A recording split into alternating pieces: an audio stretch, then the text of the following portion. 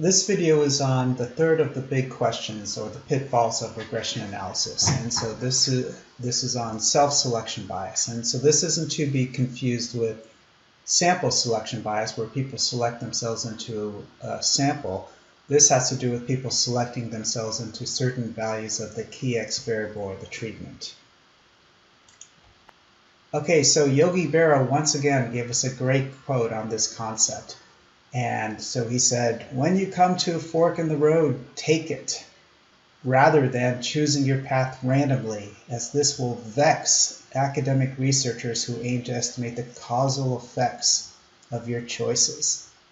Okay, so self-selection bias is unfortunately the concept that people choose their X value or their key X value, or that key X value is determined in a way that could be related to the benefits and costs of the choice in terms of how the outcome, how the dependent variable is affected. So basically what's happening is that we're observing more of the effects for the people or the entities who benefit more from the treatment, or who are perhaps harmed less by the treatment. Let's say that there are two people in the sample, and we want to estimate what's the effect of college on income. And so the two people here are Charlie and David. David likes manual labor, Charlie likes to work with computers. And let's say that if neither goes to college, then they both would earn $30,000. But if they do go to college, get their college degree, Charlie would end up getting a job at some tech firm, maybe get $110,000. David, on the other hand, well, he still likes to do manual labor, and so he would get, let's say, only $50,000 if he were to go to college. Okay, and so the effect of college for these two people, well, for Charlie it's $80,000, for David it's only $20,000. And so here, the average effect of college in the sample, so the average treatment effect is going to be $50,000. This is what we want to estimate. This represents, okay, in this sample, and hopefully then we can extrapolate to the population, what is the average effect of a college education on people's income? Okay, but the likely scenario is that Charlie goes to college, earns that $110,000. David probably doesn't go to college. It's just not worth it for him to bear the cost of college for a much lower reward. And so David probably will not go to college and only earn $30,000. And so when we compare the income for the person who goes to college versus the income for the person who doesn't, well, now we're getting an $80,000 difference. And that's our estimated effect of a college education. Okay? And so what's happening is that we're overstating the true average college effect. The true effect was $50,000.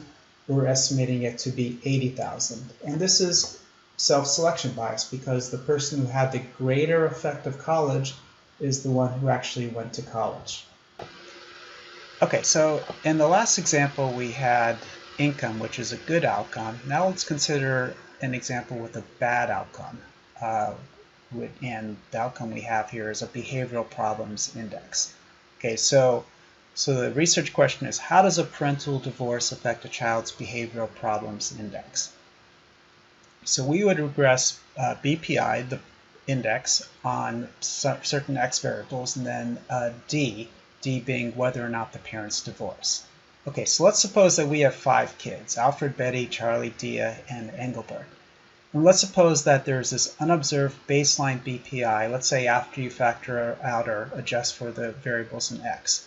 And so just for the sake of simplicity of the exercise, we'll assume that it's 50, in other words, a median on a 0 to 100 scale, say. So value of 50 BPI for each child.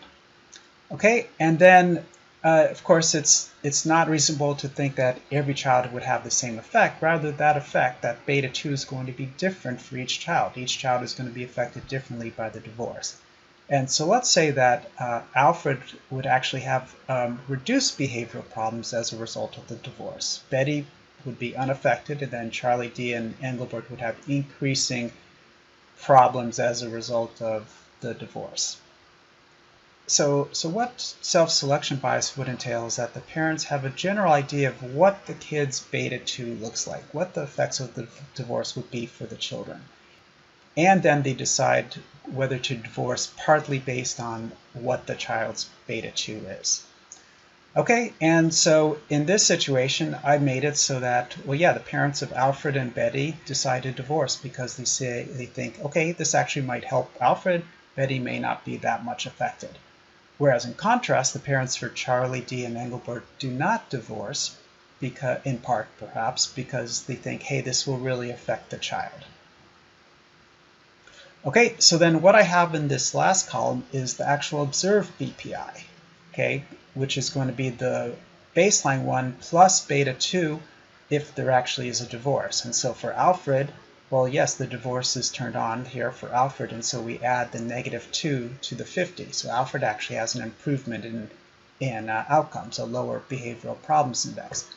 Betty's, we're adding the 0 to the 50, and for Charlie, Dee, and Engelbert, there is no, we add nothing because there was no divorce. So, and so they don't experience this effect. They don't get assigned that beta 2.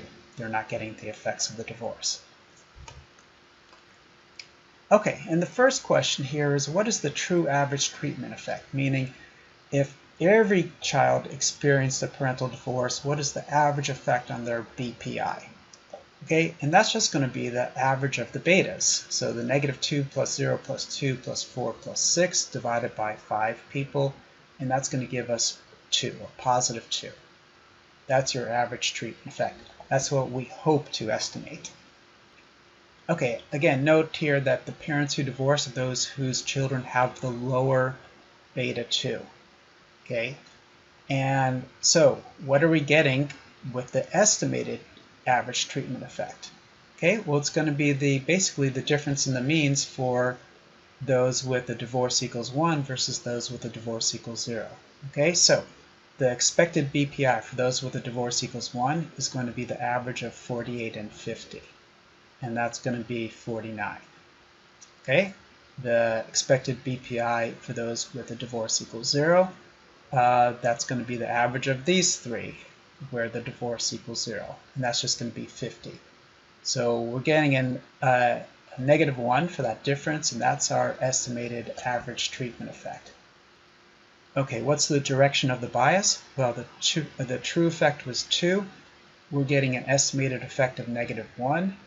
And so it's a negative bias on our estimated effect of the divorce. Okay, here's a little more of a realistic scenario, that there's going to be a wide distribution of beta 2s. Okay, it's probably going to be a somewhat smooth function. Whether it's symmetrical or not, I'm guessing it's probably not symmetrical, but I have no idea what the real distribution looks like. Okay, now I put this 0 here just as a little orientation that I'm guessing that the average effect of the divorce on behavioral problems is positive, and that's just why I put the 0 a little to the left of the mean beta 2, or the true average effect. Okay, and what self-selection bias would entail is that the children with the betas down here are the ones who are more likely to have their parents divorce, because the parents will at least suspect that their children are not going to be that affected by the divorce, and it may actually help them. Okay, now it's certainly not going to be perfect. There's going to be some people down here who end up not divorcing. There's going to be children up here with a larger positive effect on behavioral problems. In other words, more problems for children as a result of the divorce. Some of the parents up here will actually divorce. But the idea is, okay, we're going to realize more of these effects, and that's going to lead to an underestimate of the true average effect. So let's think about, how do we determine the direction of the bias? Well, in the first case where we looked at the effects of college on income, that's a good positive outcome, and the direction of the bias was positive. The average treatment effect was 50,000. We estimated it to be 80,000. When we're looking at a bad outcome, or in other words, a negative outcome, the effects of divorce on behavioral problems, well, then the direction of the bias was negative. And this is the pattern. If it's a good outcome, self-selection bias, if it is there, will result in a positive bias. If it's a bad outcome, it's going to result in a negative bias. Okay, one common misperception that people have, they say that self-selection bias occurs when people choose their Y value, basically choose their outcome, and that's not the case. It's choosing the value of your key X variable or your treatment variable. Okay, how do we determine whether there is self-selection bias? Well, it comes down to two questions. Okay, so first, is the perceived individual treatment effect a meaningful part of why subjects chose the treatment in the first place, or why the treatment was determined for them? Okay, so for children, the treatment was determined for them. Okay, and B, is there a strong enough connection between the subject's perceived and actual effect? Okay, now these are really difficult to know for sure. Okay, but we have to think about, is it conceivable? If it is conceivable, then we have to acknowledge, hey, this might actually be biasing our results. Okay, so let's consider two examples. First example, how does a college education affect income? Like what we had before. So is the perceived individual effect of college a meaningful part of why subjects choose to go to college versus not go to college? Yes. Okay.